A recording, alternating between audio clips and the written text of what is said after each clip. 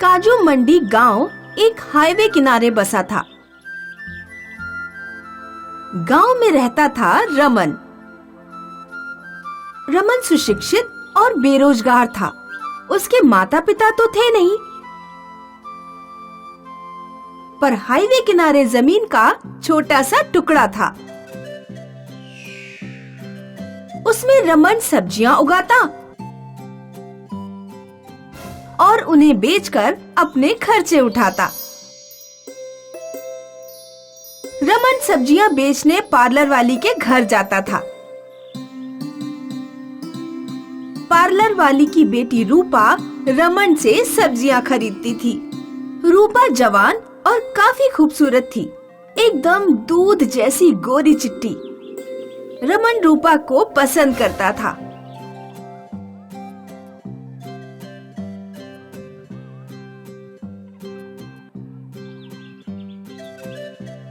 और रोज रोज सब्जियां बेचने उसके घर जाता था।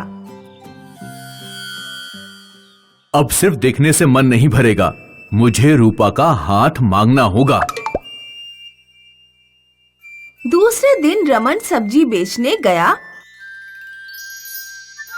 तो पार्लर वाली सब्जी खरीदने आई और मौके का फायदा उठाकर रमन ने बात छेड़ी। आंटी, मैं रूपा से शादी करना चाहता हूँ। ये सुनते ही पार्लर वाली एकदम से भड़क उठी। ओए, आलू प्याज की दुकान, जानता है मैं अपनी बेटी को दूध से नहलाती हूँ, सब्जियाँ मैं खाती हूँ और उसे दूध दही पनीर खिलाती हूँ। तू कर पाएगा ये? भिखमंगा कहीं का, चल फुट यहाँ से, दोबारा शक्ल मत दिखाना। ऐसा कहकर पार्लर वाली गुस्से में अंदर चली गई।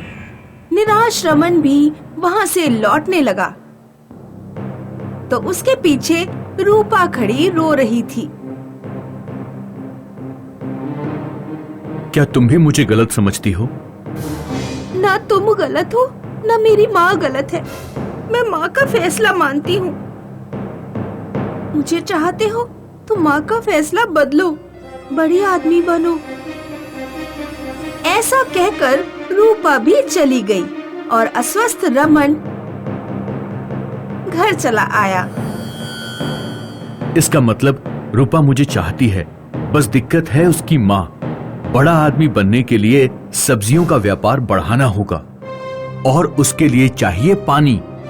फिर क्या, अपनी सारी जमा पूंजी दांव पर लगाकर रमन हाईवे किनारे अपने खेत में कुआं खुदवाने लगा, लेकिन घोर निराशा मिली।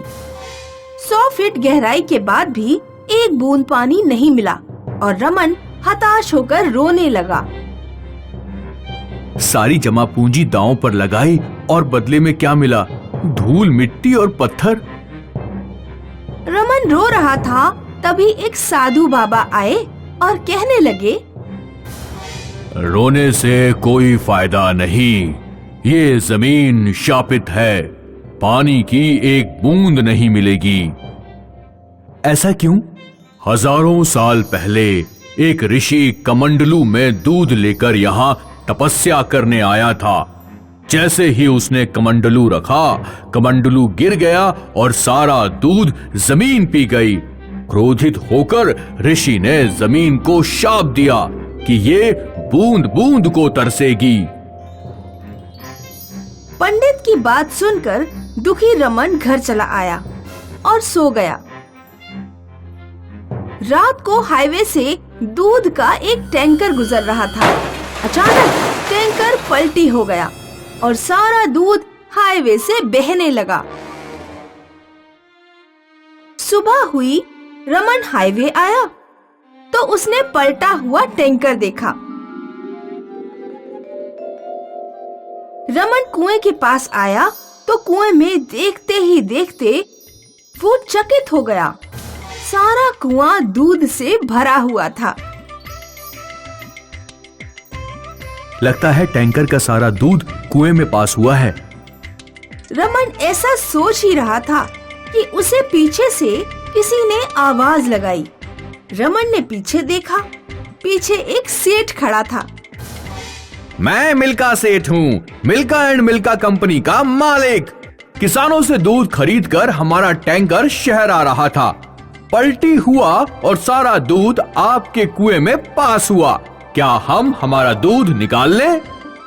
बेशक निकालो, कुआं मेरा है पर दूध तो आपका है। फिर क्या, सेठ ने एक टैंकर बुलवाया। कुएं में वाटर पंप डाला गया और कुएं का दूध टैंकर में छोड़ने लगे। 2 मिनट के अंदर टैंकर फुल हो गया, लेकिन कुएं से एक बूंद दूध कम ना हुआ। सेठ के साथ साथ रमन भी चकरा गया। कमाल है, हमारा एक टैंकर दूध था, सारा निकाल लिया, फिर भी कुआं हिल नहीं रहा। चक्कर क्या है? आज तक जिंदगी में ऐसा कमाल नहीं देखा। भाई रमन, मैं तुम्हें 100 टैंकर्स के पूरे पैसे दे रहा हूँ और कॉन्ट्रैक्ट भी कर रहा हूँ। रोज 100 टैंकर्स दूध चाहिए। मिल्का एंड मिल्का कंपनी तुम्हारे कुएं का दूध बेचेगी। ये लो 50 टैंकर्स के पूरे 1 करोड़ रुपए। सेठ ने रमन को 1 करोड़ थमाए तो रमन की खुशी आसमान छू गई।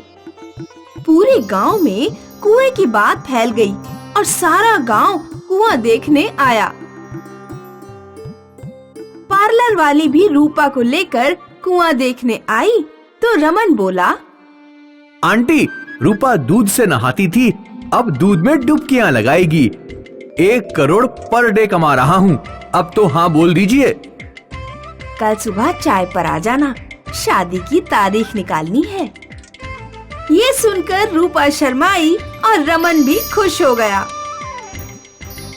दोपहर को साधु बाबा फिर आए और बोले, कुएं में दूध इसलिए आया क्योंकि टैंकर के दूध का कमंडलू के दूध के साथ मिलाप हुआ। अब ये कुआं कभी खाली नहीं होगा। जो भी हुआ अच्छा हुआ। ऋषि का शाप मेरे लिए वरदान साबित हुआ। इस प्रकार दूध के कुएं से रमन की पूरी जिंदगी ही बदल गई और रमन बड़ा आदमी बन गया। बालमपुर नाम का गांव था। बालमपुर में आम पकते थे। सारे लोग आमों की खेती करते थे। हर साल मोटे मोटे और मीठे मीठे आम बेचकर काफी सारा पैसा कमाते थे। बालमपुर में बाला सेठ नामक धनिक रहते थे। उनके भी आमों के काफी बगीचे थे। उनको आम्रपाली नाम की एक जवान और खूबसूरत सी बेटी थी। आम के मौसम में आम्रपाली दिन रात आम का रस पीती थी और आम जैसी पीली पीली सुंदर दिखती थी। आम्रपाली जवान थी, इसीलिए रिश्ते आने लगे, लेकिन बाला सेठ अपनी जिद पर अड़े रहे। उन्हें चाहिए था शहरी दामाद, जिसका शहर में घर हो, नौकरी हो और मोटा सा पगार कमाता हो। भगवान ने बाला सेठ की सुन ली और आम्रपाली के लिए शहर से रिश्ता आया। लड़का डेप्यूटी कलेक्टर था। उसे देखते ही आम्रपाली पसंद आ गई। लड़के के पिता ने भी आम्रपाली को पसंद किया, लेकिन दिक्कत थी लड़के की माँ। उसके तेवर देखकर बाला सेठ परेशान हो गए। लड़का बाला सेठ की परेशानी समझ गया और हल्का होने के बहाने उन्हें आम के बगीचे में लेकर आया। माँ को गांव वाली बहू पसंद नहीं है। मेरी पसंद को वो मना नहीं करेगी, लेकिन शादी में इंतजाम बढ़िया होना चाहिए। सारे बाराती खुश होने चाहिए। माँ ऐसी शादी चाहती है जो ना तो किसी ने देखी हो और ना कभी कोई देखेगा। आपने ऐसा इंतजाम किया तो बात बन जाएगी, नहीं तो शादी के बाद भी माँ आम्रपाली से नाराज रहेगी। शादी की तारीख पक्की करके लड़के वाले चले गए और बाला सेठ परेशान हो गए। दोस्तों को बुलाकर उनके साथ चर्चा करने लगे। ऐसा क्या करें कि बाराती आंखें फाड़ कर देखते रह जाएं? शहर में शादी रखें डेस्टिनेशन वेडिंग, या फिर इवेंट मैनेजमेंट वालों को बुला लेते हैं। नहीं यार, उन लोगों के लिए नया नहीं है। नया सोचो, नया। आमरस पिलाकर भगा दीजिएगा बारातियों को। उनके नखरे उठाने के लिए हमारे पास पैसों का तालाब थोड़ी है। अचानक बाला सेठ एकदम से उठ खड़े हुए। उन्हें उत्साहित देखकर दोस्त और आम्रपाली भी चौंक गए। तालाब, पानी, आमरस। अरे बाला, क्या हो गया है तुम्हें? शिवा, तालाब में पानी कितना बचा है? गर्मियों में कितना बचेगा? होगा कोई 10 टैंकर। भीमा, आम की उपज कितनी है इस साल? पिछले 10 साल में नहीं हुई इतनी उपज है। भीमा, भागो और गांव वालों को बोलो इस साल उनके आम शहर नहीं तालाब में जाएंगे। और शिवा, तुम मेरे साथ चलो, हमें तालाब से पानी निकाल फेंकना है। ये सुनकर सब चौंक गए। पर बाबा, आप करने क्या वाले हैं? जो दुनिया में किसी ने नहीं किया, आमरस का तालाब, तुम्हारी शादी आमरस के तालाब में होगी। ये सुनकर सारे एकदम से उत्साहित हो गए। आम्रपाली शर्मा कर अंदर भाग गई और भीमा गांव वालों को खबर करने भाग गया। बाला सेठ और शिवा तालाब किनारे आए और मजदूरों की मदद से उन्होंने तालाब में 10 मोटर पंप डालकर सारा पानी निकाल फेंका। इधर भीमा गांव वालों को लेकर आया। गांव वालों के हाथों में आम की टोकरियां थी। बाला सेठ गांव वालों से बोले, गांव वालों, हमारी बेटी की शादी है, आम रस का तालाब बनाना है। आप सब साथ दें, आम निचोड़कर रस तालाब में डालें। और सारे गांव वाले उत्साहित होकर टोकरियों से आम निकालकर तालाब में निचोड़ने लगे और देखते ही देखते तालाब आम रस से भर गया। ये देखकर बाला सेठ खुश हुए और शिवा से बोले, शिवा, भीकू नावड़ी से कह देना सारी नाव सज धज कर तैयार हो जानी चाहिए। दिन बीतते गए और शादी का दिन आया। सारे गांव वाले आमरस तालाब के सामने बारात का इंतजार कर रहे थे। तालाब किनारे सारी नाव सज धज कर तैयार थी। एक नाव में दुल्हन बनकर आम्रपाली बैठी थी। वो बहुत खूबसूरत लग रही थी। बारात तालाब के पास पहुंची। घोड़े पर सवार दूल्हा और सारे बाराती आमरस का तालाब देखकर हैरान रह गए। लड़के की माँ आगे आई और बोली, आमरस का तालाब बना दिया। समधी जी, इसे पीना है या इसमें डुबकियाँ लगानी है? समधन जी, आप पीकर डुबकियाँ लगाओ या डुबकियाँ लगाकर पियो, तालाब खत्म नहीं होगा। डुबकियाँ लगानी हो डुबकियाँ लगाओ, पीना हो पी जाओ, लेकिन पहले मेरी शादी हो जाने दो। मेरी दुल्हन नाव में अकेली बैठी है, कहीं नाव लेकर आमरस में भाग न जाए।